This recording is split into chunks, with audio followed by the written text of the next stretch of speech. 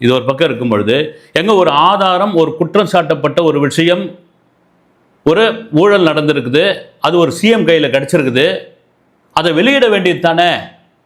அதை வச்சு ஏன் மிரட்டுறாரு? அது ஏன் என்கிட்ட இருக்குதுன்றாரு, நான் வெளியிடுற நேரத்தில் வெளியிடுவேன்றாரு. அப்போ மக்கள் மீதான நம்பிக்கை என்ன ஆகுறது? சிஎம் மீதான நம்பிக்கை எங்கே போகிறது? ஒரு ஆதாரம் கிடச்சிட்டு டக்குற ஆதாரம் இருந்தாங்க வெளியிட்டு போக வேண்டியது தானே அப்படின்போது அதுக்கும் ஒரு விஷயத்தை சொல்லி வச்சிருக்காரு. இது ஒரு மாதிரி ஒரு குத்தலான ஒரு விஷயமா இருந்தால் கூட சரி, இடைத்தேர்தல் வருது இல்லை, நீங்களும் ஜெயிக்கணும்.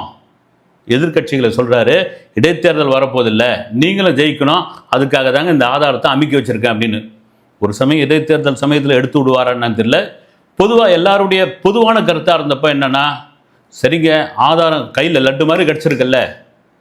நான் கடந்த ஆட்சி காலத்தில் ஒரு தேசிய கட்சியில் இருந்த ஒருத்தர் எதுக்கெடுத்தாலும் அண்ணா என்கிட்ட அந்த ஆதாரம் இருக்குதுண்ணா, அண்ணா என்கிட்ட இந்த டேப் இருக்குன்னா, அண்ணா அவங்க பேசின அந்த டெலிஃபோன் உரையாடல் இருக்குன்னா அதை நான் எப்போ வெளியிடுவேனான்ட்டு கடைசி வரைக்கும் அவர் வெளியிடவே இல்லை.